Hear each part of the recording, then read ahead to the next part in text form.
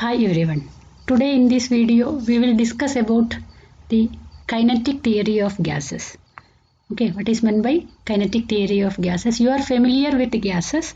So in the case of gases there will be less intermolecular force of attraction, or we can say that these gas molecules are free to move. No, in comparison with solids and liquids they will have less force of attraction between gas molecules. No.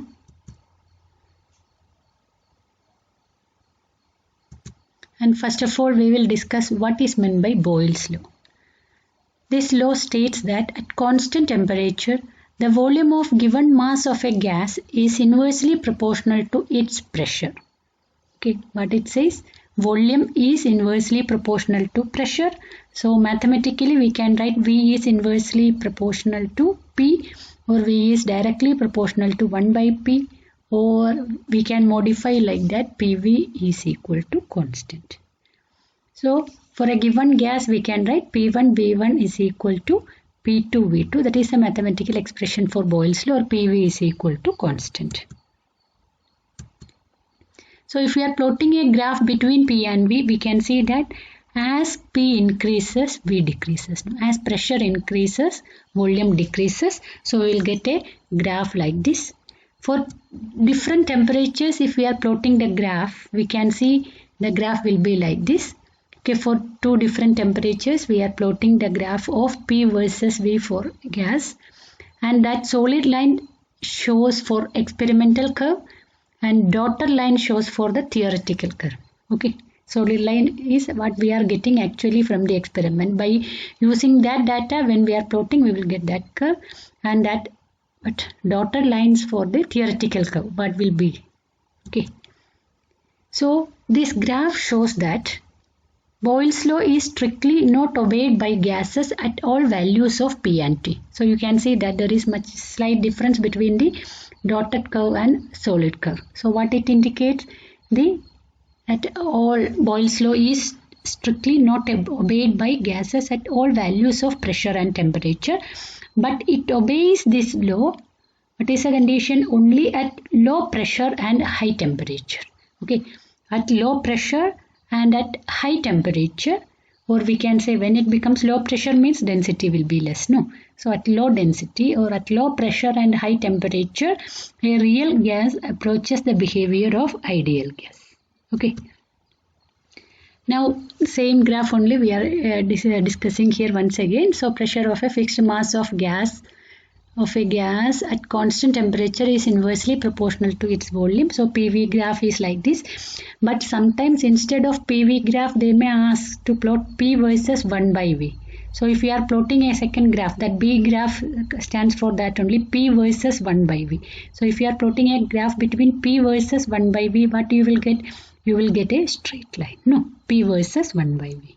Okay, is it clear? So you have to be very careful whether but P versus V graph it is asked to plot, or P versus 1 by V. Accordingly you have to plot it.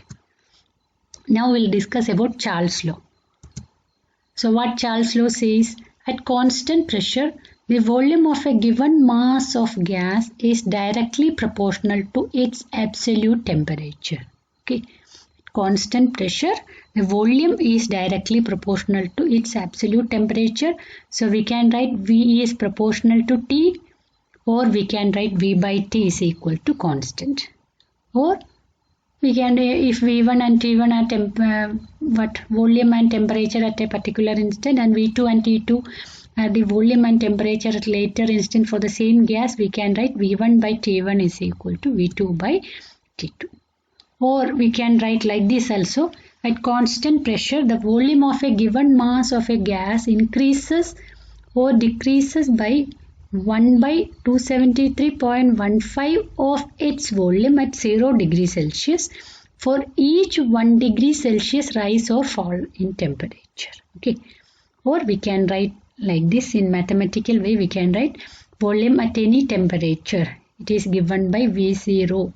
It is volume at 0 degrees Celsius into 1 plus T by 273.15, where V0 is the volume of gas at 0 degrees Celsius.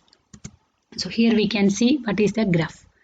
So V versus T graph, here you can see that solid line and dotted line already we discussed. Dotted line stands for the experimental and solid line stands for the, dotted line stands for theoretical and solid line stands for the experimental.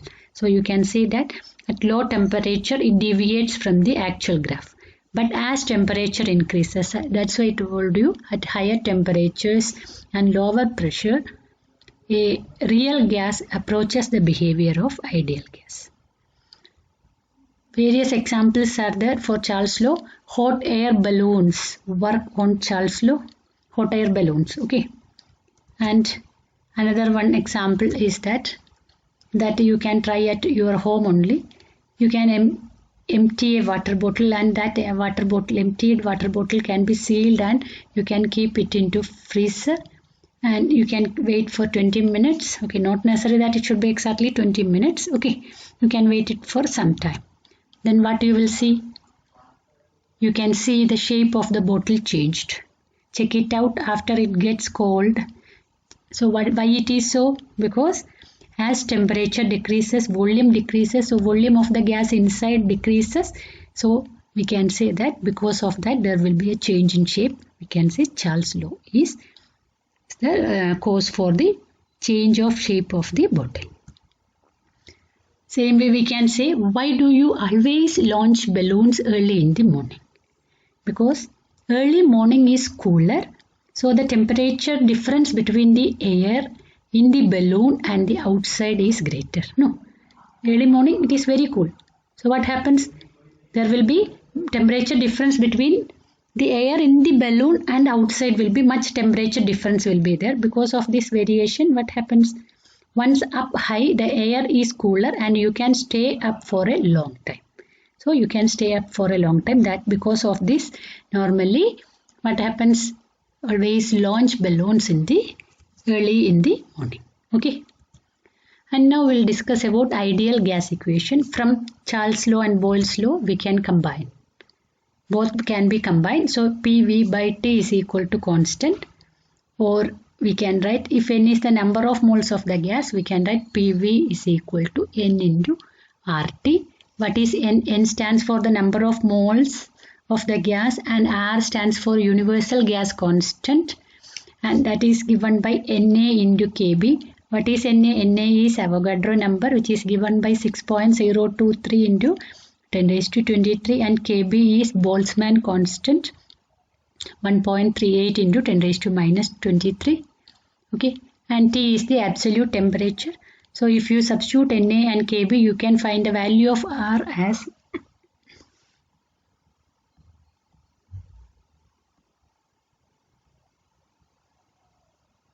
8.31 joule per mole per Kelvin. Okay.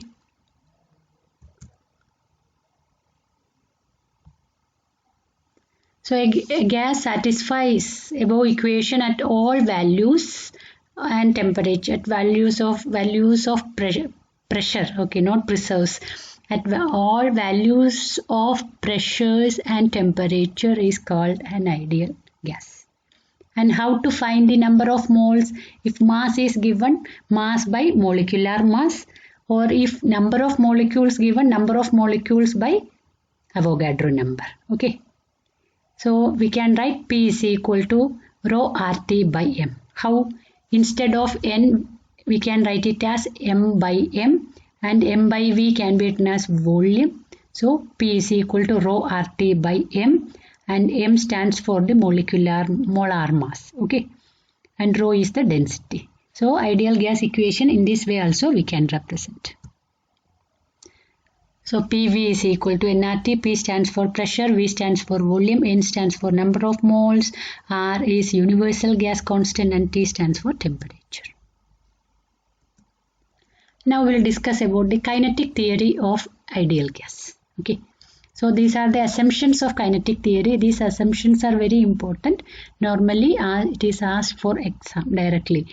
Write down the assumptions of kinetic theory, and based on these assumptions derive an expression for the pressure exerted by gas, like that normally asked for exam. So we will discuss. All gases consist of molecules. That already you know.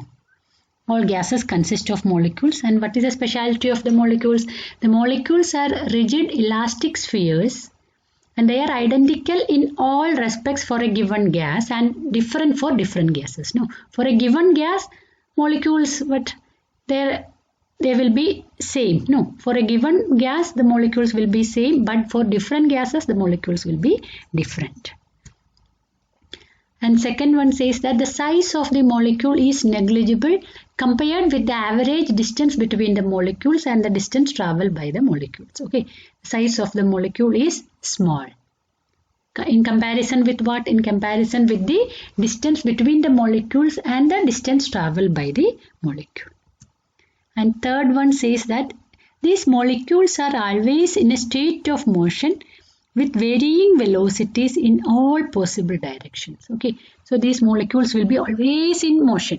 Okay, these molecules will be continuously in motion, and they will be moving with different velocities, and in all possible directions they will be moving with different velocities.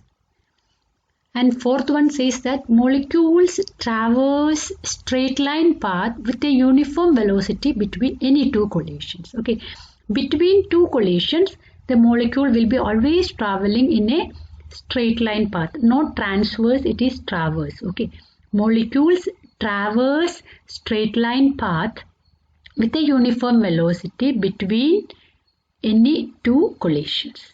Okay, so what is the significance here? What says that between two collisions, molecules always travel a straight line path, and between those two collisions, one more speciality is that it is moving with uniform velocity. So during that time, velocity will not be changing. After collision, velocity will be changing, but between two collisions, velocity will remain same, and it will be always travel in a straight line path, and that straight line path is known as mean free path, that later on we will discuss. Okay, so mean free path means it is the straight line distance traveled by the molecule between two successive collisions.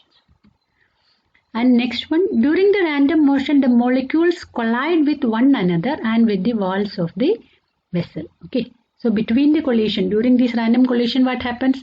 Molecules collide with one another and with the walls of the vessel. So whenever it is colliding with the walls of the vessel, what happens? It exerts pressure. And next one is say the time of collision is negligible as compared with the time taken to traverse the path. Okay, the time of collision, that is all collisions are instantaneous. It takes within a short period of time. Okay, it will not take much time. And seventh one, what says the collisions are perfectly elastic and there are no forces of attraction or repulsion between the molecules. Okay, so what it says, the collisions are perfectly elastic. Perfectly elastic collisions are there. So if it is elastic collision, there is no force of attraction or repulsion between the molecules, and hence the molecular energy will be purely kinetic. The energy associated with these molecules will be purely kinetic. Why? Because there is no force of attraction or repulsion between the molecules, because of which no potential energy will be there. So the entire energy associated with the molecules will be purely kinetic. And in spite of the molecular collisions, this is very important, even though it is continuously in motion, it is colliding. So in spite of these collisions also, the density remains uniform throughout the gas. Density of the gas remains same. So these are the basic assumptions, and based on these assumptions only, we are deriving the expression for the pressure exerted by the ideal gas. Okay, so you can see that if the concentration is less means if the number of gas molecules are less means less collisions will be there. If the number of gas molecules are more or high concentration means more collisions will be there. That is already understood. And now we will discuss an expression for the pressure exerted by ideal gas. Okay, so here we are considering a cubical box fitted with a very large number of gas molecules are there. Okay, for that we are considering a particular one molecule we are considering. It is having mass m. It is moving along the x-axis with a velocity. Okay, it is moving with a velocity vx. So it will have a momentum mvx, and it is colliding on the side of the cube. Okay, one side of the cube it is colliding. Because of collision, what happens? Y component and z component will not be changed, only x component get changed. So change in momentum of the molecule, we can write it as final momentum minus initial momentum. So minus mvx minus of mvx. No. So change in momentum of the molecule, we can write it as minus 2 mvx. How we got it? Because after the collision, velocity changed minus vx. So final momentum means m into minus vx minus initial momentum. Initial momentum is mvx. So minus become minus 2 mvx. That is the change in momentum of the molecule. So according to law of conservation of momentum, we can write the momentum imparted to the wall in each collision will be plus 2 mvx. No. So and we can write what is the number of molecules hitting wall of area A in a time delta t. How many molecules will be hitting that area in a time delta t? So that we can find it by using. But if n, small n stands for the number of molecules per unit volume. So what is the volume? No, that you have to find. Volume we can find it as velocity Vx into dt is the length and cross-sectional area is A. So A Vx delta T is the volume. So those molecules which are lying in those volume, chances that they may hit the wall. No. But all may not be going for collision. Some might have already completed the collision. No. After the collision they may be returning. That's why we are considering on an average half of the molecules are going for collision and half of the molecules already completed collision and returning back. That's why number of molecules hitting wall of area in time delta t, that is given by half into A Vx delta t stands for the volume into n, small n stands for the number of molecules per unit volume. So number of molecules hitting wall of area A in delta t in a time delta t, it is given by half into A into Vx into n delta t. Okay. Now we can find total momentum for a single molecule. Already we got 2 mvx. So total momentum will be momentum of one molecule into total number of molecules hitting wall. No, in that time. So A Vx square Nm delta T. Half that 2 will get cancelled. So we will get it as A Vx square Nm delta T. So we can find force because we are going to find an expression for pressure. No. So pressure is equal to force by area. So pressure can be found out as change in momentum divided by time. Change in momentum we can write it as delta P by delta T. So delta T will get cancelled. So A Vx square into N into M. Again we can find pressure. Pressure is equal to force divided by area. So what you will get? A Vx square Mn divided by A, or you can write it as Nm Vx square. Okay. So this is the case of those molecules which are moving with velocities Vx, Vx, Vy, Vz and colliding only on the Yz, that only on that wall. Okay. Is it clear? Because of which only x component of velocity got changed. But as the molecules move with different velocities, no, not necessarily that will move with only one velocity, Vx, it can move with different velocities. So Vx square can be replaced by Vx square bar, which stands for the average value. It is different, it can move with different velocities. Okay. So our expression for pressure, we will get it as Nm Vx square bar. Again, the gas is isotropic. Isotropic means there is no specified direction for the property. In all direction, equally, that the chances are equally there.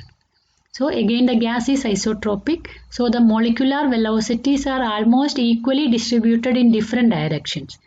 So by symmetry, we can write Vx square bar will be equal to Vy square bar, or we can write it as Vz square bar, or that can be written as 1 by 3 into Vx square bar plus Vy square bar plus Vz square bar, or we can write it as 1 by 3 into V square bar. Okay. And this V square bar is known as mean square velocity, because bar stands for mean, square is there, that's why mean square velocity. Okay, so our expression for pressure now it is, we can write it as pressure is equal to 1 by 3 nm v square bar, where v square bar stands for the mean square velocity. And we know that density of the gas is given by mass by volume. So N into M can be written as density. Y, small n stands for number of molecules per unit volume. So N into M can be written as density. So we'll get the expression for pressure as P is equal to 1 by 3 rho V square bar. And this relation is very important. Okay, normally they will ask which are the, write down the assumptions of kinetic theory, and based on this assumption derive the expression for the pressure. So you have to arrive at this relation P is equal to 1 by 3 rho V square by rho V square bar. Okay, what is P? P stands for pressure, rho stands for density of the gas, and V square bar stands for the mean square velocity. Okay, so this relation is very important. And now we will discuss the relation between pressure and kinetic energy per unit volume. So from the previous expression itself we are getting the relation. So we know that pressure is given by 1 by 3 rho V square. Again mass per unit volume, we can write it as volume into density, so that is equal to rho. So kinetic energy, how we can write kinetic energy per unit volume can be written as that, we are writing it as E dash. So what you will get, E dash is equal to E by V. E by V means kinetic energy per unit volume, that we are writing it as E dash. So that is equal to half into mass by volume into V square, and mass by volume we can write it as rho. So we can write E dash, average kinetic energy per unit volume can be written as half rho V square. So from those two expressions what you will get, if you divide P by E dash, what you will get, 1 by 3 rho V square by half rho V square, or you will get it as 2 by 3, or we can write P is equal to 2 by 3 into E dash, and that is the relation. So we can write pressure exerted by a gas is equal to 2/3 of average kinetic energy of translation per unit volume of the gas. Okay, and now we will discuss the kinetic interpretation of temperature. So the same way we are considering 1 mole of a gas, and P pressure, volume, P stands for pressure, V stands for volume, T stands for temperature, and M stands for the molecular mass. So density can be written as M by V. According to kinetic theory, just we discussed expression for pressure as 1 by 3 rho V square bar, and 1 by 3 instead of rho we can write it as its molecular mass by volume. So 1 by 3 into M by V into V square bar, or we can write PV is equal to 1 by 3 mv square bar, and we are multiplying and dividing it by 2. Why? Because half mv square bar we can write it as average kinetic energy. No, for that purpose we are writing. So we are getting PV is equal to 2 by 3 into E, and what is E? E stands for average kinetic energy of 1 mole of the gas. So from ideal gas equation again we know PV is equal to RT. So what we can write, 2 by 3 E is equal to RT, or E is equal to 3 by 2 RT. So what it shows, mean kinetic energy of 1 mole of the gas equal to 3 by 2 RT. Okay, is it clear? So from this expression itself we can say that kinetic energy depends only on temperature. Again, if N is the Avogadro number and mean kinetic energy per molecule, we can write it as 3 by 2 R by N into T, and R by N is known as Kb, that is Boltzmann constant. Okay, R by N or R by Na. Because Na stands for the Avogadro, in some books they will write it as Na, that is known as Boltzmann constant. So mean kinetic energy per molecule, this is very important. Mean kinetic energy per molecule is proportional to absolute temperature. So you can see that as how you can identify whether a gas is having more energy or less energy by knowing the temperature. If its temperature is more, we can say that its mean kinetic energy is more. So, and it is independent of pressure, volume and nature of the ideal gas. It depends only on the temperature. Okay. Again, we can write E is equal to half mv square bar. Already we discussed that is equal to 3 by 2 RT. So V square bar can be written as 3 RT by M. If you are finding square root of V square bar, so what you will get? V square bar is mean square velocity. If you are finding its root, we can write it as root mean square velocity, or it is known as RMS velocity. Okay, root mean square velocity or RMS velocity. So VRMS equal to root of V square bar, or you can write it as root of 3 RT by M. What is M? M stands for the molecular mass. Okay. R stands for universal gas constant. T stands for its temperature. So this relation also important. Based on this also sometimes problem will be asked. So we can say that RMS velocity depends. RMS velocity of the gas molecule depends only on the temperature. No, it is directly proportional to square root of T. Okay. So we can see from this expression, when temperature becomes 0 Kelvin, RMS velocity becomes 0. Okay. So at 0 Kelvin, all molecular motion stops. So we can define by using that also, we can define 0 Kelvin as the temperature or absolute 0 as the temperature at which the molecular motion ceases. Okay. Now we'll discuss some problems based on this. So first one, a vessel is filled with a gas at a pressure of 76 centimeters of mercury at a certain temperature. The mass of the gas is increased by 50% by introducing more gas in the vessel at the same temperature. Find out the resultant pressure. So according to kinetic theory, we know that PV is equal to 1 by 3 m VRMS square. How we got this? P is equal to 1 by 3 rho V square. No, V square bar. V square bar R stands for VRMS square only. So m by that rho we are writing it as mass by volume. Okay. So that's why we are getting PV is equal to 1 by 3 m VRMS square. And at constant temperature, we know that VRMS square is constant because velocity depends only on temperature. As V is also constant, so we can write P is proportional to M. Pressure is directly proportional to mass. And if the mass increases by 50%, pressure also increases by 50%. So final pressure we can write it as 76 plus 50% of 76. So if you simplify, you will get it as 114 centimeters of mercury. Okay. Now we'll discuss the next problem. Calculate the kinetic energy of 1 mole of argon at 127 degrees Celsius. Okay. Have to find the kinetic energy of 1 mole of argon at 127 degrees Celsius. Boltzmann constant is given 1.381 into 10 raised to minus 23. Then unit joule per molecule per Kelvin, and Avogadro number is given 6.023 into 10 raised to 23 per mole. So temperature here, when you are solving problems related to this, it's very important. Temperature you have to represent in Kelvin. Okay. So 127 degrees Celsius, if you are converting that into Kelvin, 127 plus 273, which is equal to 400 Kelvin. Avogadro number is given 6.023 into 10 raised to 23. Then Boltzmann constant is given 1.381 into 10 raised to minus 23 joule per mole per Kelvin. We know that kinetic energy of 1 mole of gas is given by 3 by 2 RT. Here R value is directly not given. If you know the value of R, you can write directly also. Okay, 8.3, 3 by 2 into 8.3, 3 by 2 into 8.314 into temperature.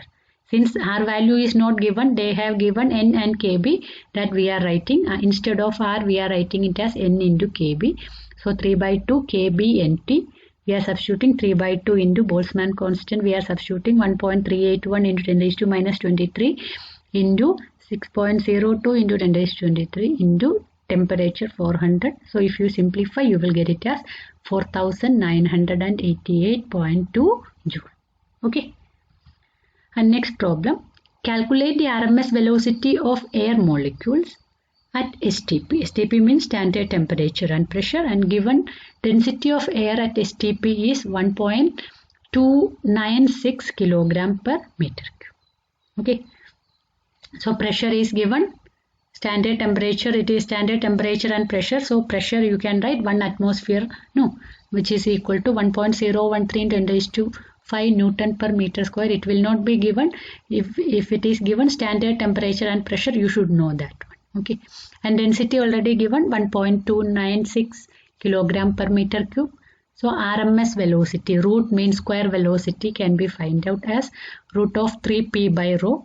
Different, we can use root of 3 RT by m, but here mass is not given, no, which molecule like that not mentioned. So here we are using that root of 3p by rho. So here by using pressure is given 3 into 1.013 into 10 raised to 5 and divided by density 1.296. So if you simplify, you will get it as 482.24 meter per second. Okay, 482.24 meter per second. Or sometimes they may give, find a ratio of root mean square velocities of hydrogen and oxygen, like that it will be given. So there you should know the molecular mass and you have to use that relation root of 3 RT by m. By using that you have to find. Okay, accordingly you have to find it. And if given that both are having same temperature and like that, if it is given, so accordingly that you have to think that this RMS velocity depends only on temperature and you can find accordingly. Okay. So today we discussed problems and what is meant by kinetic theory of gases, assumptions we discussed, Charles law, Boyle's law, all those already you have studied. Once again we revise that one. No, you have studied in chemistry, that again we revise here.